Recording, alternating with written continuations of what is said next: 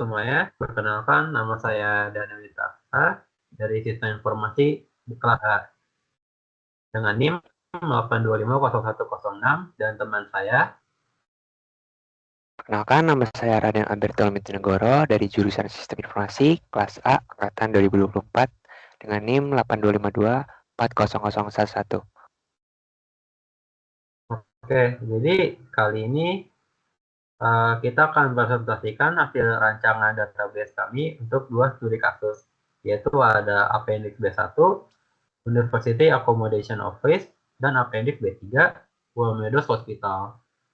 Fokus saya di presentasi kali ini ialah pada bagian conceptual dan logical design, sedangkan bagian physical design nanti akan dijelaskan oleh teman saya Raden.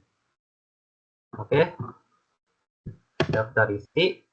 Pendahulu ada mulai dari pendahuluan, perancangan, Appendix B1, B3, lalu ada terakhir physical design. Oke, pendahuluan pertama kali, laporan ini merupakan hasil dari proyek akhir mata kuliah di Database Design and Management yang bertujuan untuk merancang sistem basis data dan basis data secara menyeluruh mulai dari level konseptual, logikal, hingga fisikal. Jadi studi kasus yang digunakan berasal dari Appendix B1, University Accommodation Office, dan Appendix B3, World Meadows Hospital.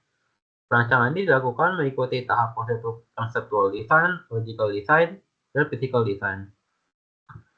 Pertama ada perancangan database Appendix B1, yaitu conceptual design. Misalnya, jadi untuk studi kasus B1 ini, sistem ini ngerancang untuk mengelola akomodasi mahasiswa, termasuk dari kamar, sewa, invoice, dan staff.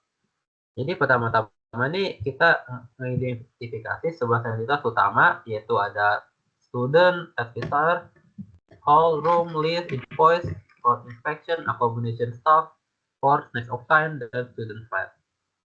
Kedua nih kita identifikasi relasinya, mulai dari student ke advisor of study, yaitu mahasiswa dibimbing oleh banyak mahasiswa dibimbing oleh satu advisor, lalu ada student ke course, student ke list, room ke hall atau flat, student ke invoice, flat inspection ke accommodation staff, student ke next of kind. Juga ada kita tentuin step 1, 3, dan 1, 4, yaitu atribut dan domain. Pada step kali ini kita tentuin entity student atributnya apa, mulai dari primary key-nya. Jadi student primary key-nya adalah matrix number, lalu domainnya itu ada varchar 10, varchar 30, date, char 1, varchar 15, boolean, dan text. Ada advisor, primary key ada advisor ID, course ada course number, hall ada hall name sebagai primary key, hall flat ada flat number sebagai primary key, room ada flat number sebagai primary key, list ada list number sebagai primary key, invoice juga invoice number sebagai primary key, accommodation staff ID sebagai primary key-nya, inspection ID sebagai primary key-nya, next of kind ID sebagai primary key. Lalu di step 1.5 ini kita determine primary key-nya. Mulai dari entity student ada matrix number, advisor ID, course ada course number, dan sebagainya. Lalu di step 1.6 ini kita ngejelasin enhanced concept, modeling concept. Jadi ada generalisasi, yaitu entitas yang terkait ada hall atau flat, superclass sebagai room, subclass sebagai hall room, flat, dan flat room. Ada weak entity yaitu list bergantung pada student dan room. Lalu ada composition, address digunakan di banyak entitas.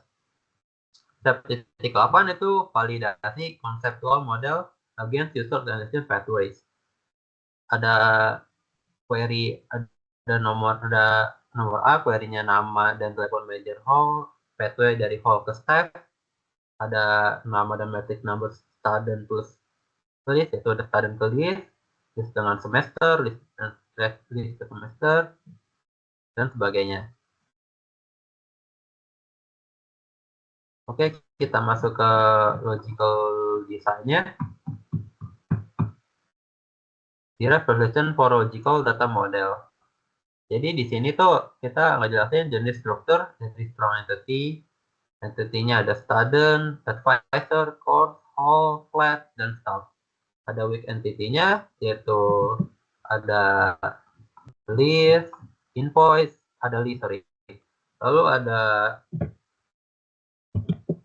relasi one to many, invoice, ada one to one, rank of kind, recursive rank nggak ada, super class atau subclass ada room, many to many nggak ada, complex relationship ada flat inspection, multi-field attributes nggak ada.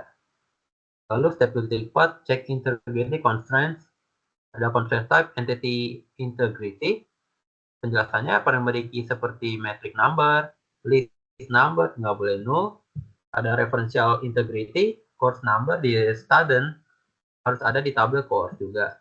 Atribut domain, sex harus male atau female, kategori varchar 20. Ada multiplicity, satu student punya satu list per room, satu list ke satu invoice doang. General constraints, jumlah kamar di hall nggak boleh melebihi kapasitasnya. Lalu lanjut ke step 2.6, ada tabel final dalam model logis hasil dari IIR. Ada student, advisor, course, hall, flat, room, list, invoice, staff, inspection, kind beserta atribut-atributnya. Lalu ada pathway-nya dari nama data manager hall tadi. Lalu saya juga bikin IIR-nya. Ada sudah ditampilkan di dalam laporan. Next, kita lanjut ke B3, Royal Meadows Hospital. Step 1, Conceptual Database Design. Step 1.1, entity-nya ada 14. Ada patient, staff, qualification, work experience, employment contract, work, charge news, inpatient, outpatient, appointment, medication, supply, requisition, dan supplier. Jadi ada tentuin lagi relation type-nya, mulai dari patient ke ward, many to one, banyak pasien yang bisa dilakukan di ward, charge news ke ward, patient medication ke medication, patient ke staff, staff ke ward, requisition ke staff dan ke supply, supply ke supplier. Itu ada atribut dan domainnya juga. Dari entity patient, atributnya patient ID sebagai primary key-nya, domainnya sebagai varchar 10, varchar 30, date, varchar 15, dan date lagi. Lalu ada entity staff ya, atribut staff ID sebagai primary key, qualification ID sebagai primary key-nya, experience juga experience ID sebagai primary key-nya, employment contract ID sebagai primary key, work ID sebagai primary key, charge nurse ID sebagai primary key-nya, inpatient ID sebagai primary key, outpatient ID sebagai primary key, appointment ID sebagai primary key, medication ID juga sebagai primary key, supply ID sebagai primary key, requisition ID sebagai primary key, supplier ID sebagai primary key-nya. Lalu step 1.5 juga sudah dijelaskan primary key dari setiap entity-nya. 1.6 enhanced modeling concept. Yaitu ada generalisasi, entitasnya ada patient, penjelasannya inpatient dan outpatient itu sebagai subclass. Weak entity ada di inpatient-nya, karena inpatient itu tergantung pada patient ID dan work ID-nya. Optional partisipasinya ada patient, semua patient itu memiliki appointment. Multi-value ada qualification dan experience. Qualification dan experience ini sebagai entitas karena bisa lebih dari satu juga. Kalau untuk rekursif kita nggak ketemu entitas yang terkaitnya. Lalu step 1.8 ada transaksi pathway, mulai dari tambah step, input ke step, qualification, experience, employment contract. Transaksi ada cari staff berdasarkan pengalaman tertentu, work experience, ke staff. Staff per ward ke staff, tambah patient ke inpatient atau outpatient, tambah patient ke klinik, patient ke outpatient, dan sebagainya. Lalu step 2 ada logical database design. Ada strong entity-nya, ada patient, staff, work, supply, supplier. Weak entity ada inpatient, work experience, qualification, contract. Ada relasinya dari one to many, appointment, one to one ada charge nurse, super class atau subclass ada inpatient dan outpatient, many to many ada requestion, multi value ada qualification dan experience. Lalu di step 2.4 ini ada constraint type, entity integrity. Penjelasannya semua primary key seperti patient ID, staff ID, work ID harus unik. Referential integrity, staff ID di qualification, work ID, dan inpatient, dan lain-lain harus sesuai juga dengan entitas utama. Atribut domain, sex, gender seperti male atau female ini, position di varchar 20, payment type, weekly or monthly. Multiplicity, satu chart note hanya untuk satu word, tapi satu word hanya punya satu chart note juga. Opsionalnya, appointment opsional bagi patient, jadi nggak semua patient tuh punya janji untuk konsultasi. Step 2.6, logical data model sama transaction pathway. Final logical relation-nya ada seperti dijelaskan sebelumnya, ada entity patient dengan atribut entity dan atribut-atributnya. Lalu juga dijelaskan juga gambar dari EER-nya. Oke, sekian demikian penjelasan dari saya mengenai bagian konseptual dan logical design dari kedua studi kasus. Semua desain telah kami sesuaikan dengan kebutuhan sistem dan aturan normalisasi. Selanjutnya, bagian physical design akan dijelaskan oleh rekan saya, Raden Alberto. Terima kasih. Baik, terima kasih atas Saudara Daniel terkait penjelasan presentasinya.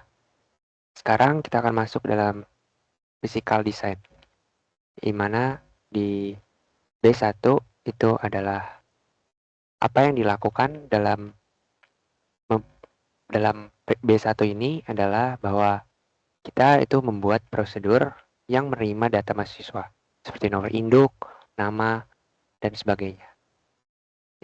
Yang dimana itu adalah untuk menyimpannya ke dalam tabel student. Dengan prosedur ini, kita dapat memastikan bahwa setiap mahasiswa baru ditambahkan ke sistem secara struktur dan konsisten. Bahasa sederhananya seperti saat mahasiswa baru masuk, kita dipanggil ke sebuah fungsi yang mengisi data mereka ke dalam database. Jadi, semua mahasiswa tersimpan dengan benar. Selanjutnya, kita masuk ke dalam B2. Di mana di B2 ini kita akan membuat function untuk mencari status. Misalkan statusnya itu place atau waiting berdasarkan nomor mahasiswa dan mengembalikannya. Ini memungkinkan kita untuk dengan cepat mengetahui status pendaftaran atau penempatan mahasiswa tersebut. Yang ketiga atau B3 itu ada prosedur update, yang dimana adalah memeriksa apakah ada mahasiswa yang mengubah atau menambahkan alamat tempat mereka tinggal dalam tabel student. Yang dimana ini menjamin bahwa data mahasiswa selalu terupdate secara akurat, terutama alamat yang bisa berubah. B4 itu ada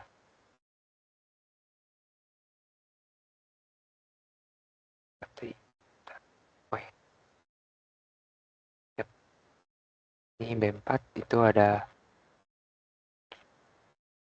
trigger, yang dimana trigger ini secara otomatis mencatat data mahasiswa yang dihapus ke dalam tabel log.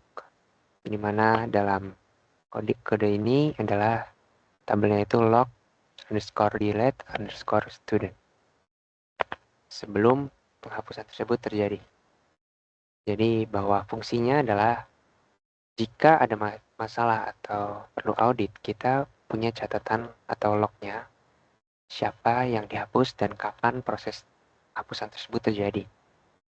Sederhananya seperti setiap kali kita menerima data mahasiswa yang dihapus tersebut, trigger akan mencatat detail mahasiswa tersebut ke sebuah log. Jadi, meskipun data sudah dihapus, kita tahu riwayatnya tetap ada. B5 itu adalah laporan dan query transaksi, yang dimana terdiri dari beberapa query yang mengambil data dari berbagai table seperti table hal, table list, table invoice, dan lainnya untuk menghasilkan laporan, misalkan nama dan telepon manajer setiap hal, juga detail perjanjian sewa siswa dan total sewa yang dibayar seorang mahasiswa dan lain. Query-query ini dapat membantu kita untuk mendapatkan gambaran lengkap bagaimana terkait aspek data di berbagai aspek datanya seperti informasi hal, status sewa, dan validasi pembayaran untuk mengambil keputusan atau monitoring. Yang sederhananya adalah bahwa dengan query ini kita bisa membuat laporan yang menjadi dan menampilkan data penting seperti informasi hal atau status sewa dan informasi pembayaran tersebut. Ini sama seperti dashboard yang memudahkan kita melihat kondisi sistem secara keseluruhan.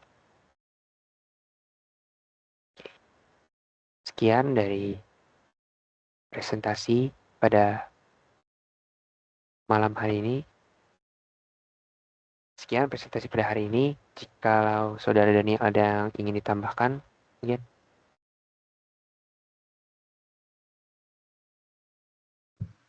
Bagi untuk saya sudah cukup ya, Saudara Raden. Baik. Sekian presentasi pada hari ini. Mohon maaf bila ada salah kata atau dan hal lainnya. Sekian dan terima kasih.